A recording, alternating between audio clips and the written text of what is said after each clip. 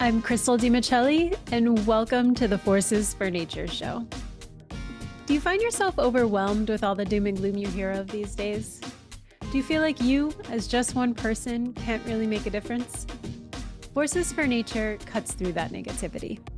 In each episode, I interview someone who is working to make the world more sustainable and humane. Join me in learning from them and get empowered to take action so that you too can become a force for nature.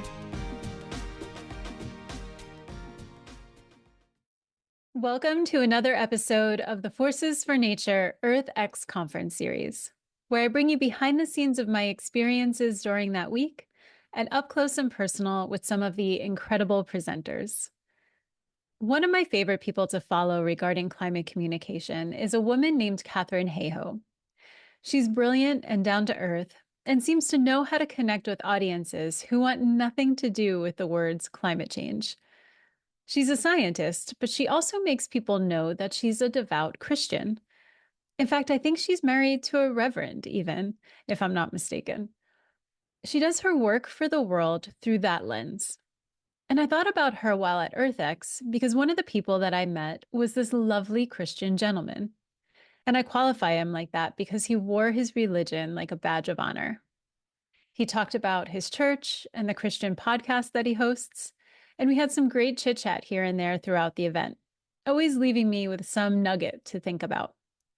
For example, after the far left accidental keynote that took place that I told you about in the last episode, he, like many people, was very agitated.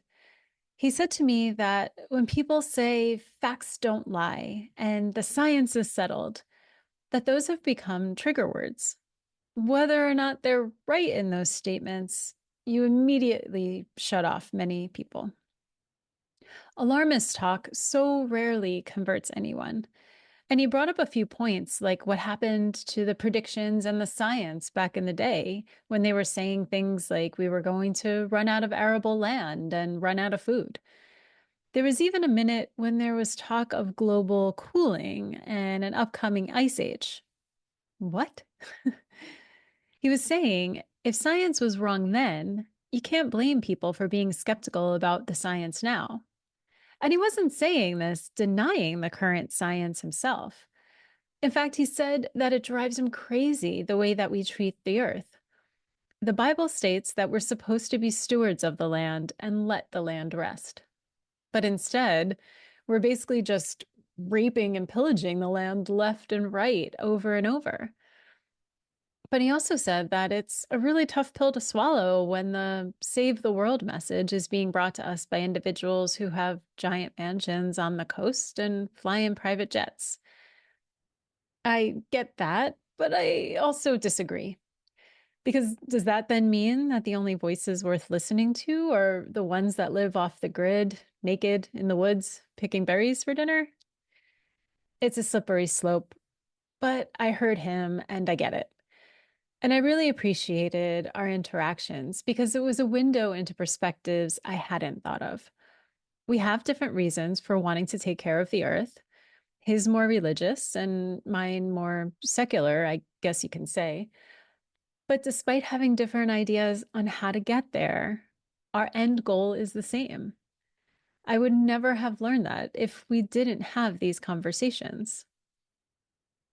And speaking of conversations, my guest today, Manu Meel, is the founder of BridgeUSA, an organization that's doing critical work in addressing this extreme polarization we see today in the United States. He's got his work cut out for him. At a time when so many of us feel that the country is divided into two shouting factions, BridgeUSA is creating spaces where young people, college and high school students, can come together to have real, productive conversations. These aren't debates to score points or prove who's right. They're about listening, understanding, and collaborating across differences. Manu and his team recognize something really profound. Democracy doesn't work if we can't talk to each other. Think about it. How do we solve complex problems like climate change, criminal justice reform, or economic inequality if we're only screaming from our corners? What's happening today is that a small vocal minority, about 15% on the far left and 15% on the far right, are dominating the national conversation, while the rest of us, what Manu calls the hopeful majority, are left out. What BridgeUSA does is give that hopeful majority a voice. They build student-led chapters across the country where people from all political backgrounds come together to discuss real issues in a meaningful way. It's about getting past the headlines and outrage cycles to find common ground and real solutions. Manu says it best. You can't change people's minds by hitting them over the head with the same argument. Instead, it's about understanding someone's lived experience. And that's where real change starts. In this episode, we talk about why this work is so urgent right now. With protests erupting on college campuses and an ever-growing sense of division, and the US election right around the corner, Manu is offering a different path forward. It's not flashy or easy, but it's absolutely necessary. In a time when it feels like we're more divided than ever, BridgeUSA is showing us that we're actually more united than we think. We just need the space to talk about it.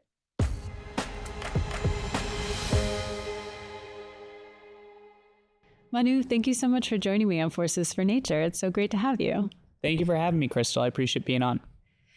I'm super excited for the conversation today because it really summarizes what EarthX is, which is you bring together both sides of the aisle in the work that you do in BridgeUSA. So I want to talk about that because I think it's so necessary today with all the polarization that we're experiencing. You were just in a panel, How to Reach and Recruit the Middle 70%. How do you describe the outliers and those that fall within? Well, first of all, again, thank you for having me. Congrats on this cool setup. You know, I'll tell you that. So we lead an organization called BridgeUSA. So we have college and high school chapters. These chapters are really led by young people, and they're focused on creating spaces for dialogue, collaboration, listening, relationship building. Frankly, the simplest way that I describe it is just like, we don't have a democracy, we can't talk to each other. To me, it's just that simple, especially in an issue like the climate and as it relates to environmentalism. So when we think about like this middle 70, I think there's two common myths. I think the first myth is that if you're in the middle 70, quote unquote, then you must have very moderate, squishy beliefs. You're probably like a milk toasty person. You know, you like don't stand for anything. When in fact, I think that the middle 70 is described as people with very deep beliefs, very partisan affiliations, but they believe in being open-minded. They believe in listening. They believe in having the conversation. So that's step one, is how do you make this not about left, right, but it's about people that are open-minded and closed-minded. And that brings me to myth two, which is that the middle 70 don't believe in the need for action, right? I'll tell you, just studying the climate work for the last 20 years, if the people in the extremes are so set in their ways and believe that their theory of change is right, then why haven't we seen progress? In fact, I think we've seen counter progress. Agree. So that's how I think about the work. And the only other thing I'll just add is that right now with EarthX and what we're seeing on different issues on the climate and the environment, you can't change people's minds by hitting them over the head with the same argument. The only way you can change people's minds is by actually understanding their lived experience and story. And that's what you're doing with the podcast. Thank you. You've implied before that you might have answered this, but you've implied before that without a unified sense of belonging, we don't have a country, which you basically just said. We don't have a society if we cannot talk to each other. What solutions do you propose to reinstill that lost sense of community? Well, I think solution one is recognize that most people feel that lost sense of community. I mean, very rarely now do I go around the country meeting people where, especially college and high school students, but broadly just anybody, there's a deep sense of loneliness. There's a deep sense that everybody's walking on eggshells. There's a feeling that, you know, what is this person going to think? What are they going to think if I say this? Am I going to be judged?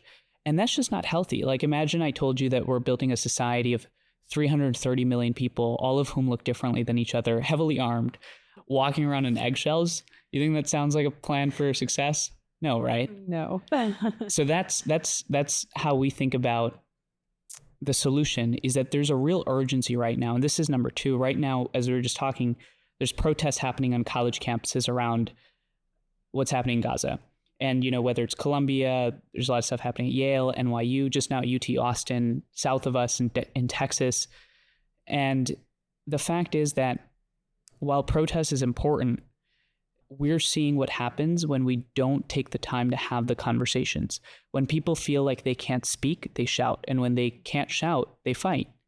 And so the time is now to start building these bridges. Yeah. And I feel like that's also what has brought us to, the climate wars. It's now a war that we're fighting.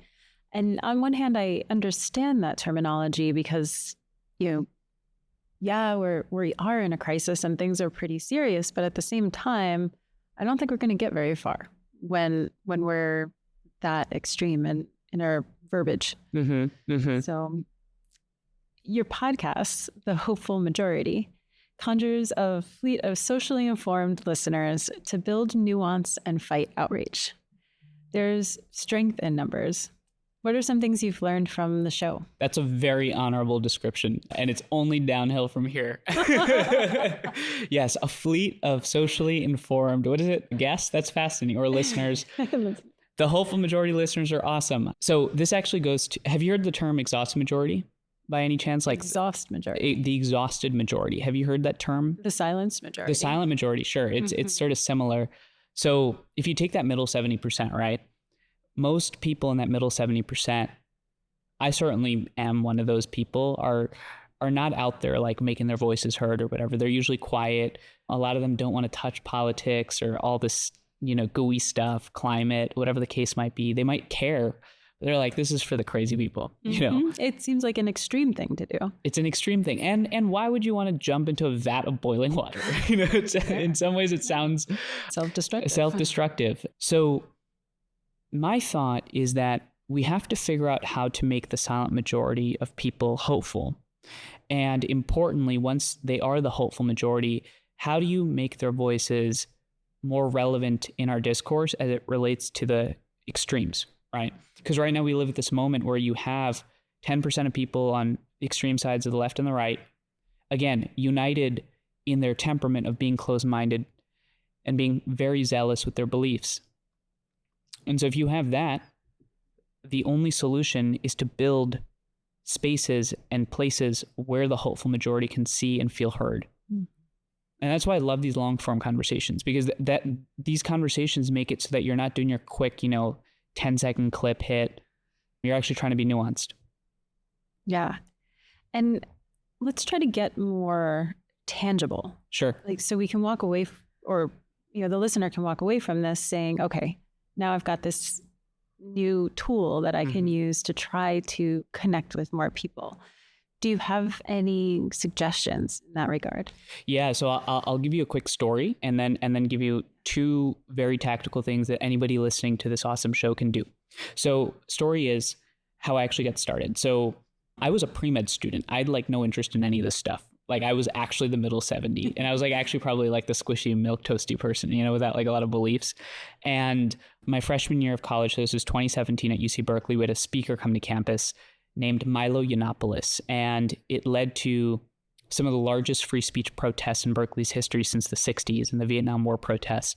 And the next day, me and some random people, we got together and we're just like, this is really not healthy. This is painful for the people involved. Let's just create a space for all these people to just be able to just see each other. Let's just have a conversation.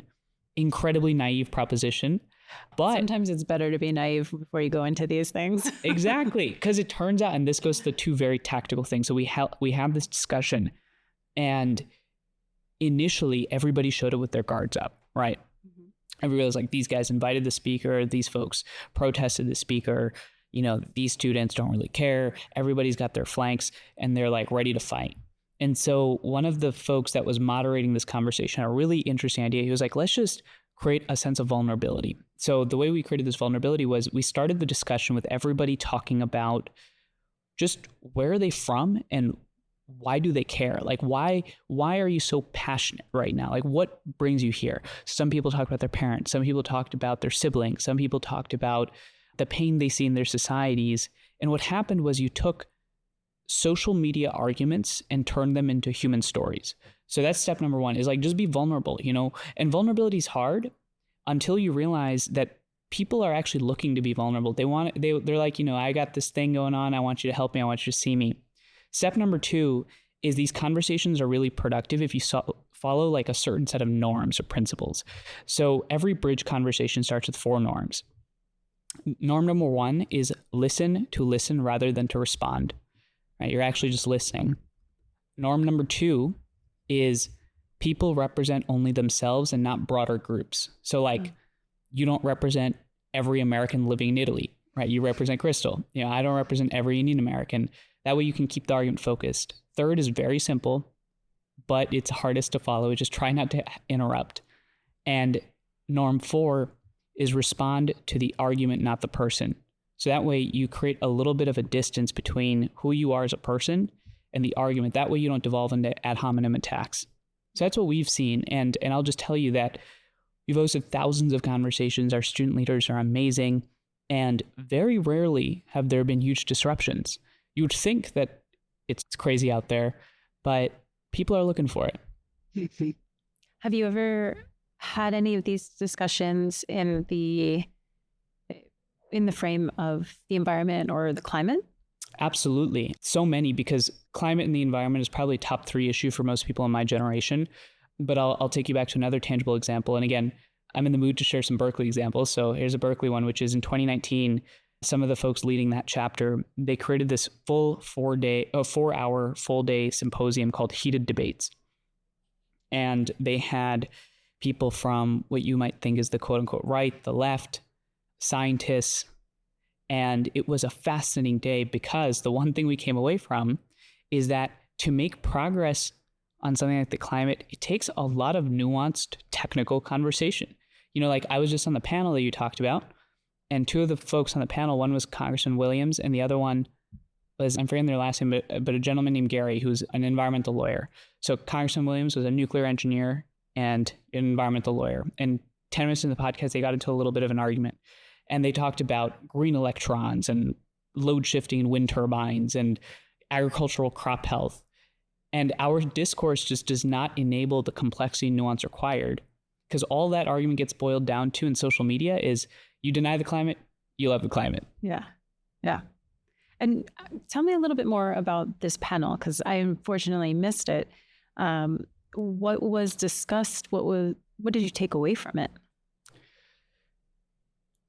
I would say I took away three things. So the first is the last point I just made, which is that we live in a moment where we incentivize outrage and disincentivize nuance. So as a result, all the debates are very binary and black and white.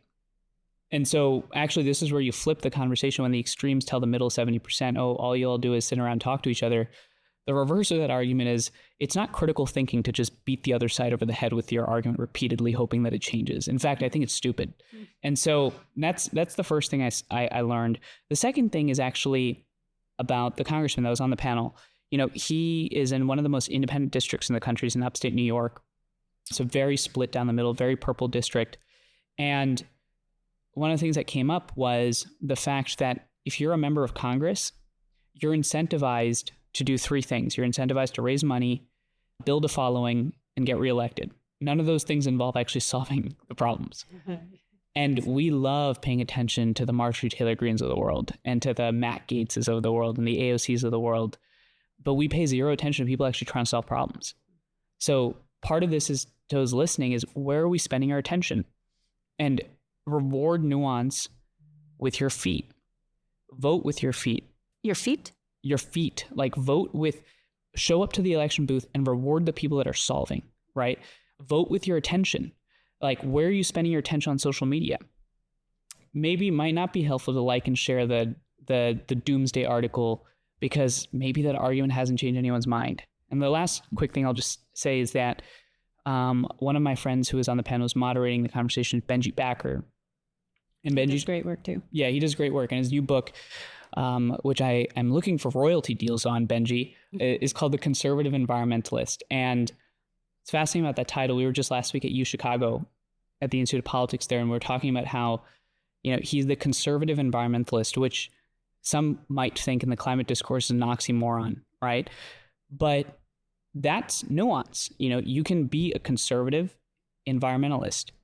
You can be a young Republican. You can be a Democrat who cares about fiscal security. So those are the three broad things that I took away from the panel.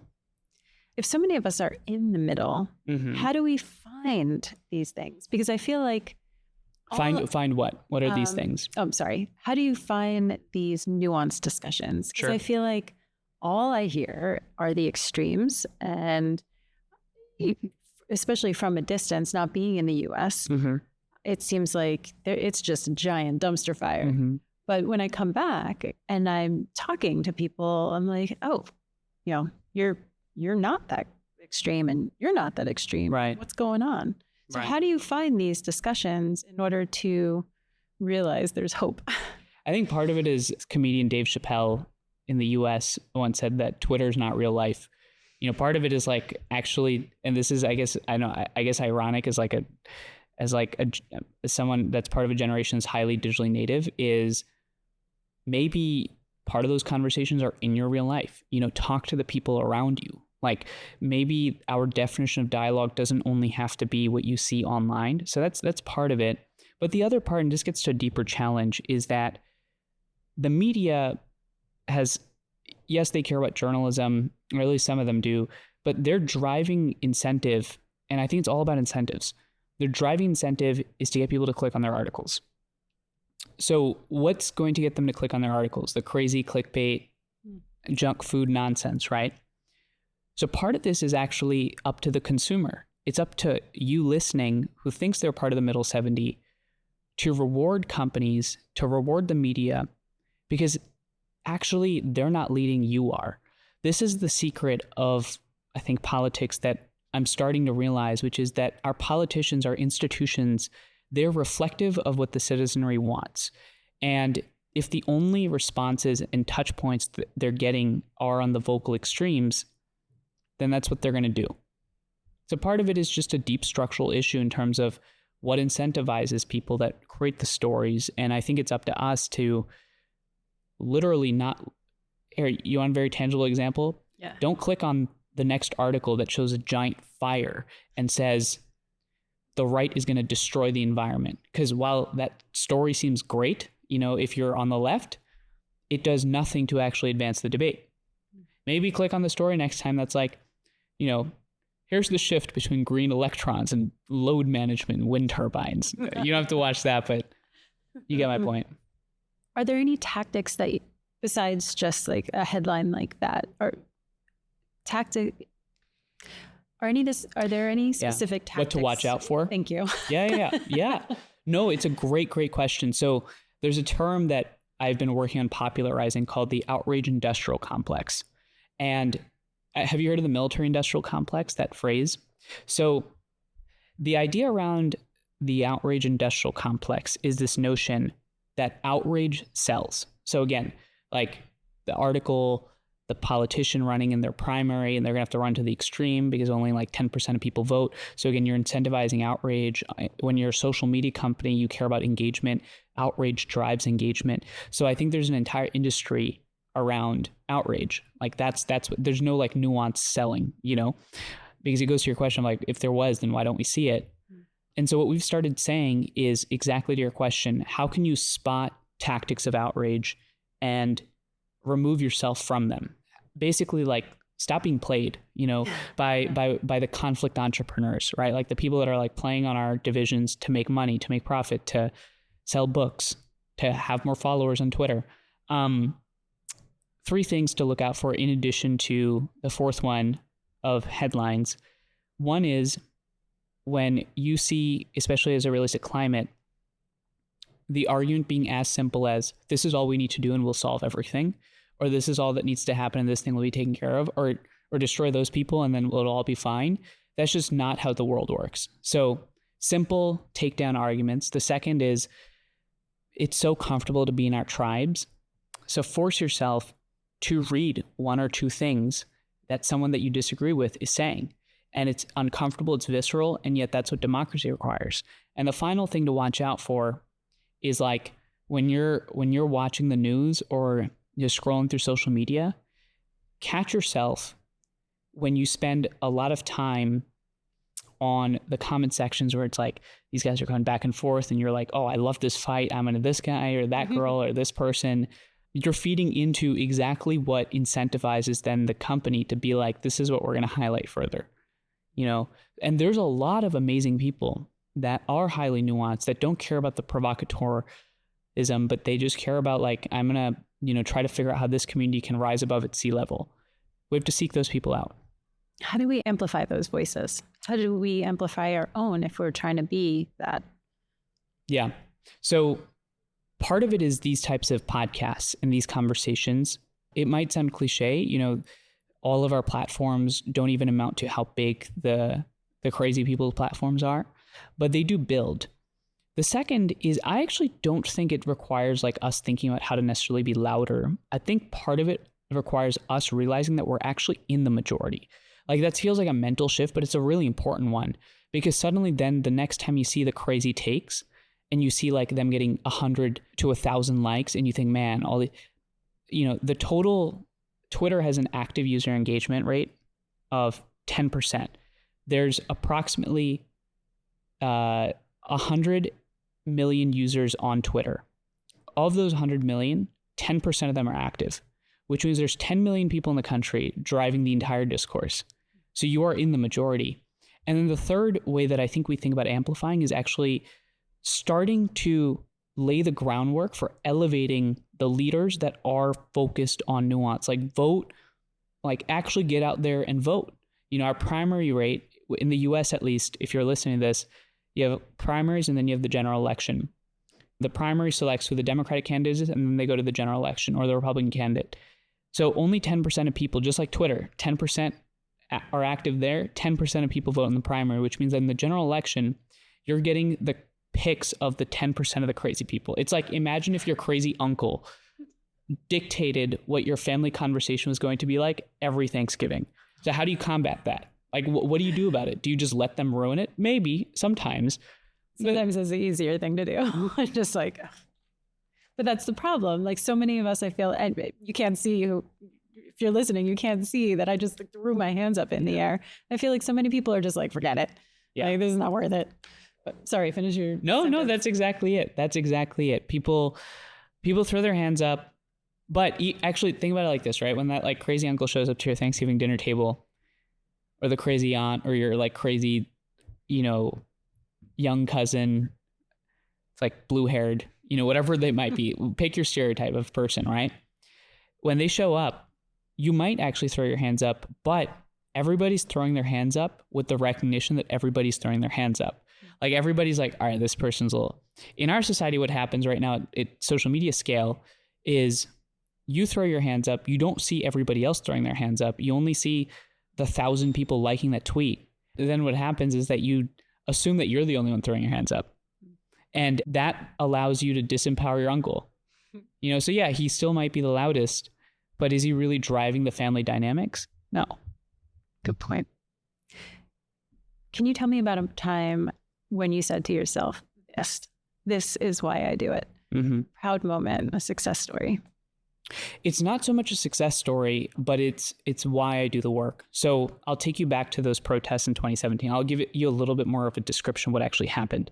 So February 2nd, 2017, a speaker was invited to campus. Now, Berkeley has a great relationship with protests. We protest everything. That's like our thing, okay? Doesn't matter what it is.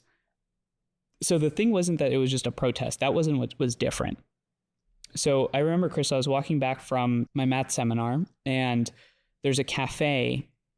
Well, there's helicopters flying overhead, and then there's a cafe that I walked past. The window's broken in, and inside it's a TV screen. It said CNN, UC Berkeley students protest speaker's speech.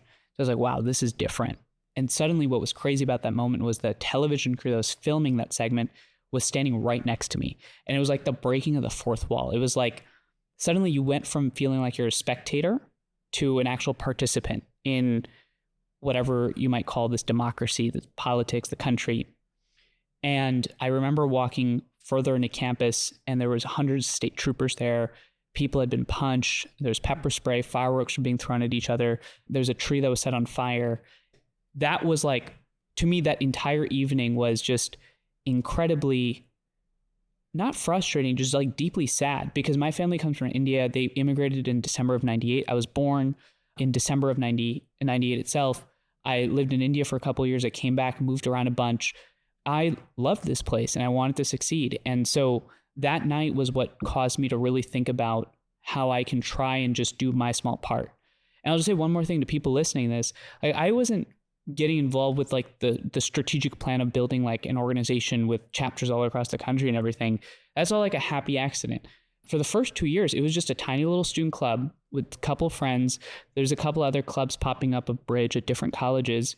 It was just, we had found our passion, and that's it. You know, part of it is just doing what you love and just being very focused on the moment, and things work out. Wonderful.